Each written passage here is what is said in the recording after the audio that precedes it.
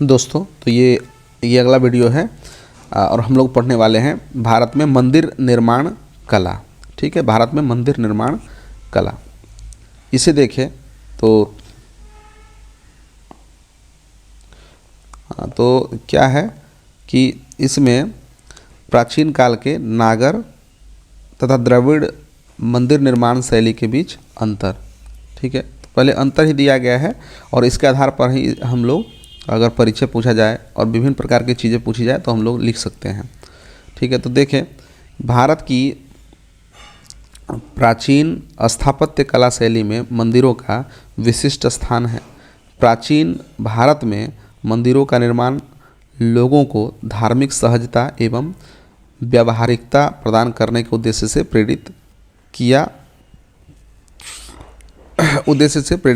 था। यह प्राचीन काल में भारत में मंदिर सामाजिक, आर्थिक और राजनीतिक व्यवस्था के केंद्र बनकर उभरे। संपूर्ण भारत में गुप्त काल मंदिर स्थापत्य की दृष्टि से काफ़ी महत्वपूर्ण है। इस काल में मंदिर निर्माण की 3 प्रमुख शैलियाँ नागर शैली, बेसर शैली और द्रविड़ शैली का उदय हुआ था। नागर तथा द्रविड़ शैली 2 विभिन्न क्षेत्रों में फली फूली एवं इन दोनों मंदिर निर्माण कला शैली में निम्नलिखित मूलभूत अंतर हैं। तो क्या अंतर है? तो देखिए, मंदिर वास्तुकला की नागर और द्रविड़ शैली में अंतर को देखें तो बेहतर समझ के लिए तालिका दी गई है। इसे आप देखें तो एक तरफ जो है अंतर का कारक दिया है, दूसरी तरफ नागर शैली और एक कॉलम में दिया गया है द्रविड़ शैली। ठीक है, तो अंतर में देखें, क्षेत्र देखें तो नागर शैली में क्या है कि मंदिर वास्तुकला की नागर शैली भारत के उत्तरी भागों में पाई जा सकती है, यानी कि ये है नागर शैली में क्षेत्र। द्रविड़ में क्या है कि मंदिर वास्तुकला की द्रविड़ शैली भारत के दक्षिण क्षेत्र में पाई जा सकती है। अब संरचनात्मक विशेषता के बारे में बात की जाए, जैसे मीनार के बारे में। ठीक है, तो नागर शैली में क्या है कि मंदिर वास्तुकला की नागर शैली में टावर को शिखर कहा जाता है। ठीक है, उसके बाद है कि मंदिर वास्तुकला की नागर शैली में 1 से अधिक शिखर मिल सकते हैं और इसके अलावा नागर शैली में शिखर नागर शैली के अंदर की ओर झुकता है। ये मीनार की विशेषता है। इसके बाद द्रविड़ शैली में देखा जाए तो मुख्य मंदिर के जो मीनार हैं, ठीक है, मीनार को द्रविड़ शैली में विमान कहा जाता है। ठीक है, मंदिर स्थापत्य की द्रविड़ शैली में केवल एक विमान दिखाई देता है। ठीक है, और यहाँ का जो विमान है एक सीढ़ीदार पिरामिड की तरह है। तो हमने मीनार की विशेषता देखी। इसके बाद है मंदिर के बाहर की स्थिति को देखें तो मंदिर के बाहर नागर शैली की बात हम कर रहे हैं। तो नागर शैली में क्या है, मंदिर के बाहर नदी, देव, गंगा और यमुना की छवियों के अलावा कामुक छवियों, ठीक है, की उपस्थिति है। और द्रविड़ शैली में क्या है कि मंदिर स्थापत्य की द्रविड़ शैली में द्वारपालों की मूर्तियां देखने को मिलती है। ये मंदिर के बाहर की स्थिति की बात हो रही है। ठीक है, दोनों शैलियों में। अब जल सरोवर की उपस्थिति। नागर शैली में क्या होता है, मंदिर की वास्तुकला की नागर शैली में प्रांगण में, ठीक है, जल सरोवर अनुपस्थित है। ठीक है, जबकि दक्षिण भारतीय मंदिरों में एक बड़ा जलाशय या मंदिर का सरोवर देखा जाता है।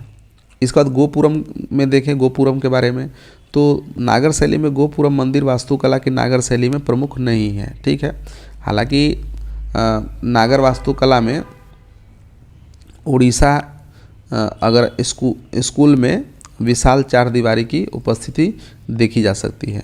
मतलब यहाँ पर स्कूल का मतलब वो विद्यालय नहीं हुआ। ठीक है, ये इससे अलग समझे तो ये स्टाइल के रूप में समझें, इसे शैली, एक तरह से जो शैली होती है ना वैसा। तो गोपुरम मंदिर वास्तुकला की नागर शैली में प्रमुख नहीं होती थी। हालांकि नागर वास्तुकला में उड़ीसा स्कूल में विशाल 4 दीवारी की उपस्थिति देखी जा सकती है। द्रविड़ शैली में क्या गोपुरम के बारे में कि दक्षिणी मंदिर गोपुरम नामक एक विशाल 4 दीवारी से घिरे हुए हैं। इसके बाद ऊपरी हिस्से की बात करें तो इस शैली के जो ऊपरी हिस्से को कलश और आमलक कहा जाता है। ठीक है, नागर शैली में। जबकि द्रविड़ शैली में ऊपरी हिस्से को क्या कहा जाता है, स्तूपिका कहा जाता है। ठीक है, कुर्सी के बारे में देखें तो नागर शैली में वास्तुकला की इस शैली में पेडेस्टल आमतौर पर बहुतेरे स्तर पर होता है, ठीक है।